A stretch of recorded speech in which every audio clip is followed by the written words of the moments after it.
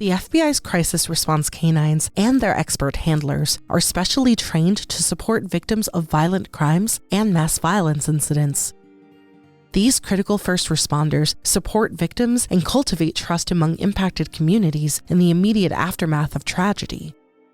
Crisis response canines also lend a sense of calm to child and adult victims in sensitive situations, like forensic interviews and courtroom testimony, empowering these survivors to share their experiences with investigators and juries alike, ultimately helping the Justice Department to secure convictions in violent crime and counterterrorism cases. On this episode of our podcast, we'll learn how the FBI got its first crisis response canines and how their real-world impact led the Bureau to expand the program to the field. We'll also learn how these canines are chosen and trained, how they're paired with their FBI handlers, and what their collective calling demands. I'm Jennifer Leo Prohori, and this is Inside the FBI.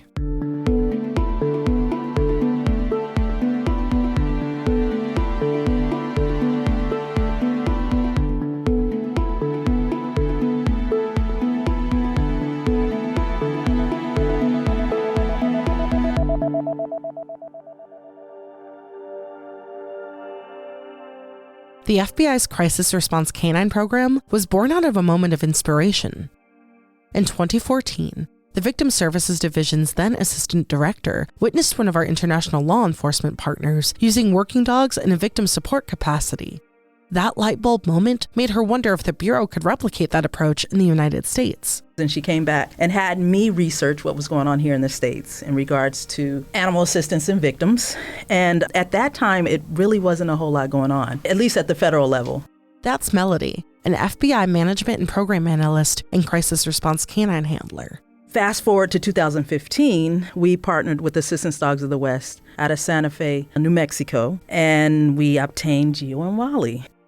Early on, the mission of the program really was to leverage the canine-human bond to mitigate stress and anxiety of victims following mass violence incidents. Soon after that, we branched out and we started providing support to critical incidents and violent crimes. So that means Geo and Wally would assist across all threat programs in the Bureau, and that could look like court support, forensic interviews, briefings, hostage reunifications, and so on. Melody was paired with Geo, a Black English Labrador. Her colleague Stacy, an FBI Victim Services Coordinator, was paired with Wally, a Yellow English Lab. The mass shooting in San Bernardino, California on December 2, 2015 marked the Crisis Response Canine's first deployment to a mass violence incident. Over almost 10 years, they'd go on to deploy to the scenes of other mass shootings, including the Pulse nightclub shooting in Orlando, Florida in June 2016. The October 2017 music festival shooting in Las Vegas, and the May 2022 school shooting in Uvalde, Texas. But, as Stacy explains, Wally and Geo's impact has also made itself apparent in less publicized moments. When we look at different scenarios, whether it's a child that was coming in for a forensic interview who was scared, or even walking into the building, versus a court hearing where we've worked with a victim who's been really traumatically abused over a period of time, you hand them the leash, you can see how they're really standing up straight. You can actually see how they're physically being stronger. And so whether it's victim impact statements where victims who might speak in a whisper are empowered and can use their voice, and it's stronger because they have the dog next to them, those are some of the powerful moments. You know, one of the things I can say I'm most proud of is that Geo is the very first federal facility dog to actually be in a courtroom during victim testimony. He really set the mark very, very high when he did that with a child victim several years ago. And then Wally followed him as a second facility dog in a federal courtroom. So we're really proud that our dogs have set the bar for folks moving forward. According to Stacy, these moments of empowering victims to share their stories are vital to securing justice for people impacted by crime. Victims are volunteers. They don't have to speak with us. In a lot of cases without victims, you don't have a case. And so if we can implement tools to assist victims to be able to want to speak with us, to make it easier for them to speak to us, it's a win-win. Because if the victims speak with us, it gives us more information to help with our investigations and hopefully holding people accountable for their victimization, which keeps our streets safer and really helps society overall. Hopefully we positively impact victims as well as the investigative and the prosecutorial outcomes. So it really kind of all ties in together. The Canine's successful tenure recently inspired the Victim Services Division to expand the program's footprint to the field. Wally and Geo work out of FBI headquarters in Washington, D.C., and deploy on an as-needed basis. Now, the Bureau's newest crisis response canine recruits, Taz and Pig, will be based out of the FBI's field offices in Dallas and Atlanta to help them deploy to areas of future need more easily. Expanding it outward to the field, it'll help us reach more victims who are often vulnerable and don't exactly want to engage with the Bureau. We can make victims less afraid and really build rapport with them.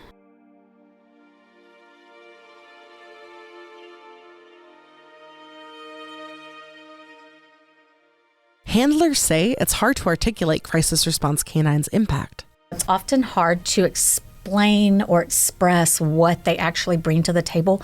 You have to experience it. You have to see it in order for people to fully understand the magnitude of how these dogs help victims in very difficult times.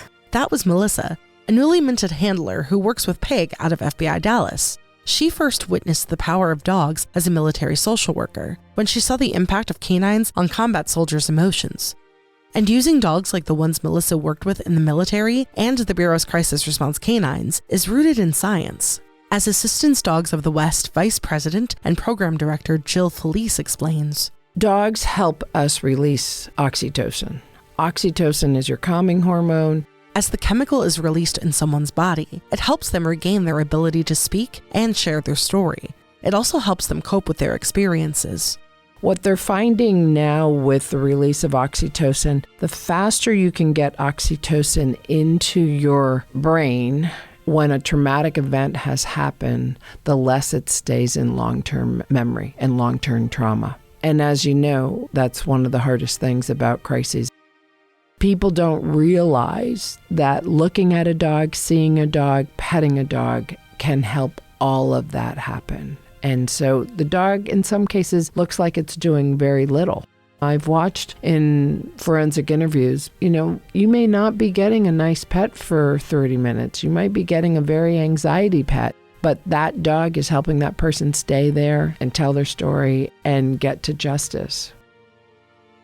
The healing power of crisis response canines is rooted in their presence, but the high-pressure environments in which they work, the array of victims they serve, the operational tempo of deployments, and the variety of settings in which they need to be able to support victims require certain skill sets and training of both the canines and their handlers. Unlike police canines, who cultivate a strong bond with individual handlers, crisis response canines must be able to bond with entire groups of people at any moment, Felice said. You need calm behavior. You need calm body movement.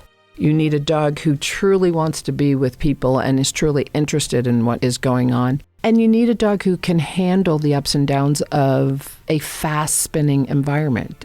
That dog is able to be in balance. It can still learn. It can still eat. It can still go to the bathroom. It can do all of those normal things and not be affected by that quick spinning environment. And then be able to really focus on that person that needs their help at that moment at a family assisted center or wherever they may be. This need is specific enough that Assistance Dogs of the West began breeding a special type of Labrador to meet it. The organization has a puppy enrichment center dedicated to this purpose. There, canines are bred from parents with ideal health, body structure, and temperament. People often ask, when do you start training the dogs? Well, those first experiences are learning, and so training is learning. Those two things go hand in hand. That's Amy Brown, ADW's lead instructor and trainer. So, of course, they cannot see, they cannot hear until about 14 days old, but they can smell, they're moving around, they feel vibrations, they have taste, and so they're being exposed to a wide variety of things. Trainers even start to change the flooring in the dog's space a few days after the puppies are born. So that the world is not flat. They have to go over things and around things. They're already starting to be exposed to surfaces, and they're being exposed to different smells. As part of this exposure training, trainers may bring in items with the scents of horses, dogs, cats, and other animals, and humans too, so the puppies can get familiarized with a range of smells. And so they're learning all about that through their senses at a very young age. Subsequently, they get exposed to a plethora of people. They also learn impulse control and engage in enrichment activities. These incremental exposures to different kinds of settings and stimuli help prepare them to confidently navigate real-world dynamic cities full of strange vehicles and unfamiliar walking surfaces when they're a little older. As the dogs grow, personnel at Assistance Dogs of the West begin to assess their suitability for service based on a variety of factors. Among other things, they need to be able to work for unfamiliar people, a trait ADW calls beta build. This essentially means that a dog will take direction from anyone who gives the right cues versus playing favorites with one person or handler out of loyalty. This quality is especially important for when dogs support child victims in courtroom or interview settings. Dogs give that ability to make you feel successful and make you feel important. And in that process, it really gives kids the power and it gives them the voice that they need. And at the end of the day, would-be crisis response canines have to show a talent for the work. Since ADW trains both medical support dogs and facility dogs, another term for crisis response canines, they observe what tasks puppies have a natural aptitude and appreciation for, and let that guide their eventual careers. Once a dog has shown suitability for crisis response canine work, ADW works on pairing them with an organization and handler. Everything from the kind of setting the handler lives in, such as an urban versus a rural area, to the way a human handler learns comes into play. The person comes in and they actually do a little bit of speed dating with several dogs, many dogs, until the right match is found. And that takes a little bit of time. How does this dog feel on the end of the leash? And we look at both how the handler feels about it and how the dog feels about it. Amanda, an FBI Atlanta victim specialist turned crisis response canine handler, remembered that moment instantly. Amy said, I'm going to have you handle Taz, and she brought him in, and I said his name, and he ran up, and he's wiggling his tail, and he's kind of doing like a chuffing noise, like lions will do. And then we kind of locked eyes, and I was like, this is it. We're doing this, buddy. Like, I hope you're ready, because we're going to take this world by storm. And so we've been building that relationship ever since. It was a perfect match. For FBI purposes, once a canine-human match is made, these new professional partners quickly get to work learning the ropes of working together. Earlier this year, Melissa and Amanda flew to the National Capital Region to meet their canine partners and complete a week-long training intensive with Amy and Jill. We were introduced to a variety of cues that the dogs know when we were at the training center back in October and in February. And so this week has been really about utilizing those cues at the appropriate times and in all different situations. So we've practiced outside, inside, courtrooms, small spaces, big spaces, hallways, the streets of DC. And so it's just been a really concentrated effort on, these are the cues that you're going to use, and this is how you do that in a variety of situations all day long. Amanda adds, We're having to learn to be very aware of our surroundings and with the dogs, but also being very vocal and using our commands and making sure that we provide those commands and being very direct. It's been intense, but it's also been amazing to see how the dogs really look to us for that leadership and those cues in order to know, okay, what are we doing next? At the end of the week, ADW staff accompanied each of the new handlers back to their field offices to give the human canine teams their final assessments. Both Amanda and Taz and Melissa and Peg passed with flying colors and are now certified to serve the Bureau in this unique capacity. According to Melissa, there's more to working as a crisis response canine handler than meets the eye. People see the dog and they're like, oh, that's so much fun, but it's a lot more work. We are listening to lectures, watching videos, reading books, trying to absorb so much information so we know how to better be a partner with our canine. It is very intentional work and work that has to continue on so that we don't lose the amazing training that ADW has done. It's a huge honor, but it's also a huge responsibility, right? Because what Melody and Gio and Wally and Stacy have paved the way for and the amazing work that they've done, we want to continue that and expand that as much as we can. I just cannot wait to see what these two new ones are going to do to the lives of our victims. They are just going to make wonderful impacts on their lives during very terrible times. Each crisis response canine typically has an 8 to 10-year career. When it eventually comes time for Wally and Gio to retire from the Bureau, their handlers have the option of paying that positive impact forward by adopting them, a privilege known as the right of first refusal. Melody, Stacy, Amanda, and Melissa all agreed that when given that choice, their answers will be a resounding yes. We will not be refusing.